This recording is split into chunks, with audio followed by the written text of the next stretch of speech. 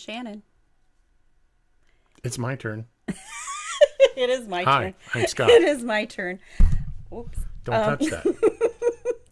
So, while we've been dealing with all of this and all of his issues, and I'm a mom of 3 kids, as moms, we tend to put our health last. That was my job. Yep, put our health last. So I had 3 C-sections with my children. So I had a lot of scar tissue issues and just womanly things Do we going need to put a on. disclaimer on this one? No, I can do this without going into too much. Oh, all right. I'm just asking. I mean, we can do So, that. I'll just put a big sensor having bar very- across my face. some woman issues, and so I kept going to see a doctor, and I had been seeing a doctor quite often for this, and went in, and I had some endometriosis, but we also found out that I had 2 uteruses, not 1 but 2. And the ironic thing is that none of the doctors who did the C-sections ever found this out. It explained a lot of why I had the complications I had during my pregnancies.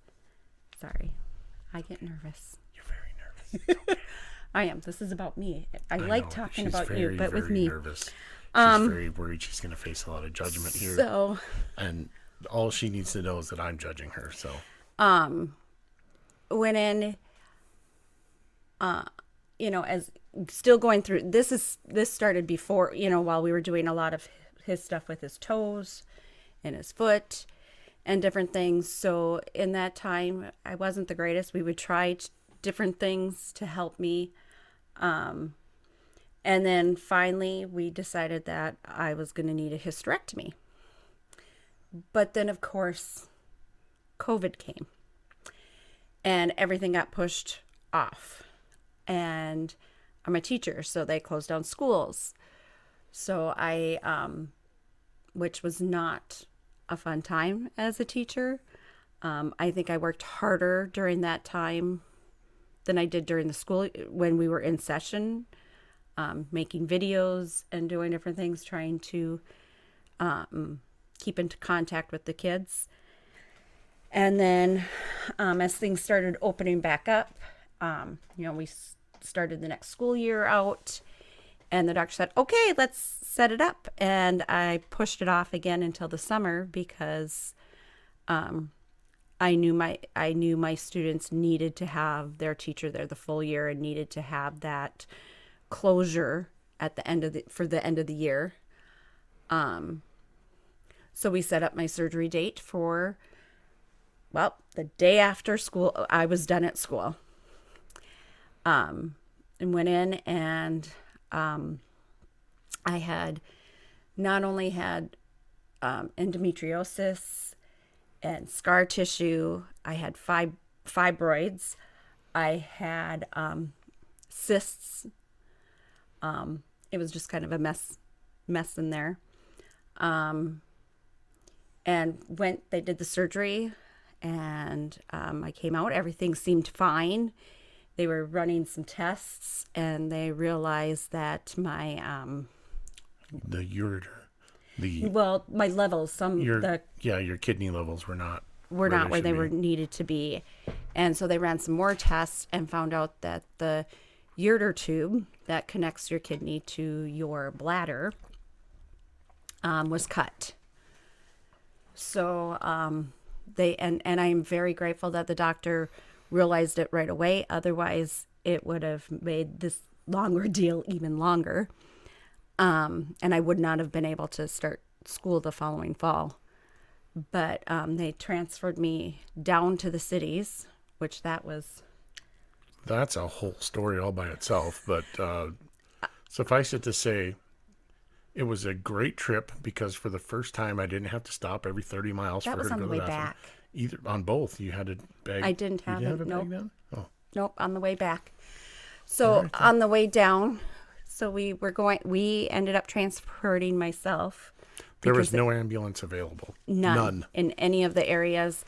And part of that was there had been Two different horrible accidents. horrible accidents involving Ambulances. and so they were short and nobody wanted to give up one of theirs. So I totally get that.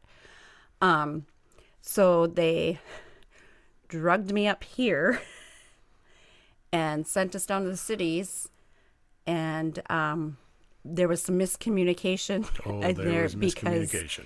they were expecting me to come via ambulance and we came via car, so they did not put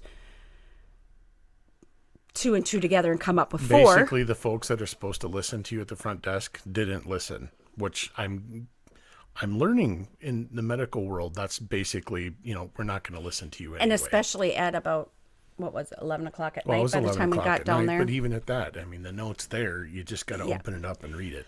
So we ended up, because by that time my pain medication had been wearing off and I needed to get out of the van. I could not sit in there anymore. We went to his sister's house and I slept on a reclining chair there in pain because Tylenol and ibuprofen did not take care. I had just had surgery the day before. So needless to say, didn't get much sleep that night. Went back to the hospital the next day because they did see me. I mean, they saw my name there, but they're like, "Oh, your surgery is not until tomorrow," because they had already scheduled the surgery for the repair. So we stood around the waiting area, the ER area. Was it the ER area? Well, yeah, we were waiting basically in the ED department, Yeah. emergency department, because that's where we were told to go. That's where we were told they would be prepared for us, and there were no preparation, period. So it had been about 12 hours since my last pain medication for, it was longer than that. It was almost 16. Finally they got me, and the nurses were so great because they're like, "Okay, we got to get you here. We're, sorry." They got me something right away for the pain. Had to go through another COVID test before surgery. They got me into surgery. They fixed it. That surgery went fine. So I need to say this. The doctor that did the hysterectomy did a great job. And to be clear, my wife was a mess inside. So the fact that was all that happened was that ureter got cut. Which is something that they say could happen common. anyways. It happens. Yes. Was a miracle. The mess up was not in the surgical department. The mess up was in the folks who are supposed to be doing the administrative stuff didn't do their job. And I don't understand why that is so common, but that was what my irritating thing was. And I did my best to mask that, I think, when dealing with them and dealing with you. It was you were struggling because I was in pain. That's something I don't handle well, is my wife being in pain. I'll be in pain all day. That's fine. I mean, for the most part, I get grumpy, but no, my wife and children in pain is not okay. The surgery went well. They fixed it. They had to put a stent in, and I had to have that stent in for 6 weeks. Yep, about 6 weeks. They sent us home. How long was I there? 2 days? 3 days? Yeah. As soon as they were sure you were stable and everything looked good and healed up, they sent us home. Sent me home, and that was the best ride because I had to keep the catheter in for a week, which was not good. That that's one of those things that we had. My teenage daughter, who at the time had to help empty because frankly my hands don't work and I don't have the strength to really do much in that way. I mean, you wouldn't think. It doesn't take a lot of strength to do those things, but it's more than I have in my hands. And it's that fine motor skill too of it's small to open it up. So she helped with that. Just when we thought everything was honky dory and I was on the mend, my wound decided to open up. So, guess who got sent to wound care? Back to wound care. For me this time, which was funny because the ladies were sitting in the waiting room, which we've sat many, many, many times before, just him and I. And they come out to get this Shannon Smith. And they see us and they're like, hi. And we're like, hi. And they're looking around and looking because, of course, they think we're there for him. So he politely Didn't says... see your name on the schedule today. What are you doing here? And he goes, we're here for her.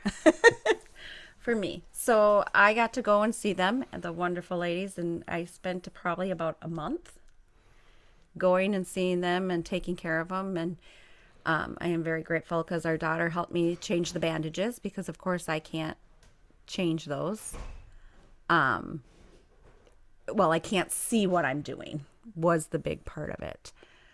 So we got that healed up. This whole ordeal took all of my summer. Just when I finally got the stint out, I got the okay, you can drive, which was great because I couldn't drive anywhere all summer. Got the all clear to kind of go back to normal duties. Lo and behold, it was time to go back to school. But I am very grateful that the doctor who did my hysterectomy realized that what had happened otherwise, it could have been, if they would have just sent me home. It could have been November before she was able to go back to work because she would have had to wait 6 weeks. 6 to 8 weeks. To heal, to have another surgery, to wait another 6 to 8 weeks to heal. They would have also had to put a port in for a drainage tube into my kidney and stuff, and that just, it would not have been kidneys don't drain without tubes. It's weird. So we are once again very grateful for the ladies at wound care. I'd go in. I remember the one time we went, he had a doctor's appointment because guess who could not handle the fact that I was getting all the attention? That guy. He decided that he needed to have his gallbladder out during all of this because his gallbladder was seriously inflamed. So here we are going. He had one doctor's appointment, so in the same facility, he's at the doctor's appointment. I'm at wound care, and I go in, and they ask me how I'm doing today, and I'm like, well, my headache is at the other end. Oh, what did I say? You weren't even there. That's not what you told me you said. What did I tell you I said? Oh, they asked me how my pain level was. That's what it was. They asked me, how was your pain level? And I said, I left him at the other end, so it's a 0 today. That's what it is. You're right. I messed that up. That's why it's always your comedic timing, not mine. Yep. Yeah. So that was kind of our children had to take care of both their parents, and yes, there's a cat there. Very grateful for our kids, and we've had to ask them to do a lot more and step up and do a lot more things than children their age should have to do to take care of their parents. Yep. I'm very thankful, though, that I am better and actually feeling very great, even though all that had happened. Knowing if I knew that ahead of time and knew how I feel now, I'd still go ahead and do it and go through that because I think health-wise I'm much better. I think you feel better in general. Yes. So that On kind of that note wraps it up. Does that wrap it up? Yep. I think that's it for. Is that it for that? Medical mysteries at this point. I mean, we can always write more stories. Write more stories. Life's not over yet. It's not. There may be a few more. There's, some other stories that we have going on, but it's. So what are we in store for next time? I mean, I think we've covered the physical end of this pretty well, and how just generally I'm weird. My body chemistry is not normal. My physical attributes are not normal. And when I say normal, I mean, I don't fall into that 80% of the bell curve. I'm like in that 1/2 of 1% weird stuff. I think just maybe some of the different things that we've done that, we've had to kind of change how. Well, I guess what I'm getting at is, what do you want to tell them we're going to talk about next? Um, Do you want to talk about things we've done to treat me? Do you want to talk about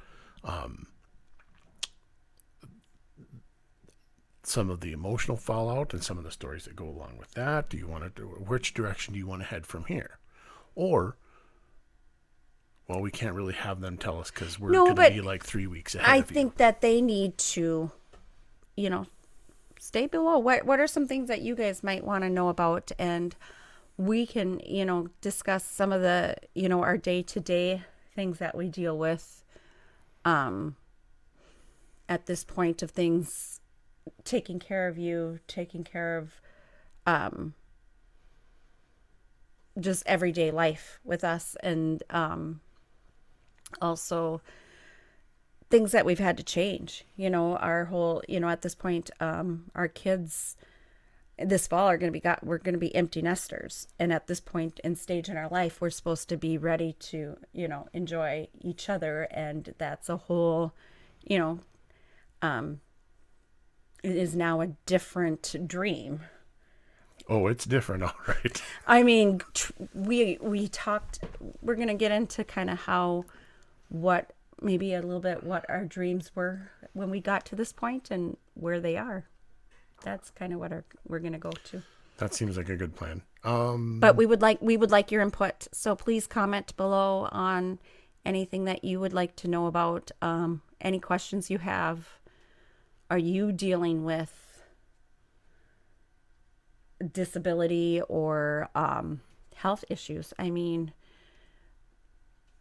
moms, you can't put your health last. You are supposed to be taking care of your family, and trying, and to do that, you have to be healthy. And that's, physically, mentally. I mean, there's lots of things we've done. I've dealt with postpartum depression with two of my pregnancies, had that, and it's a hard thing. So let us know. On that note, I'm Shannon. And I'm Scott. And we are living our best defective life. Want to try again? I'm Scott. And you're Shannon. And this is Living Our Best Defective Life. And on that note, have a great life.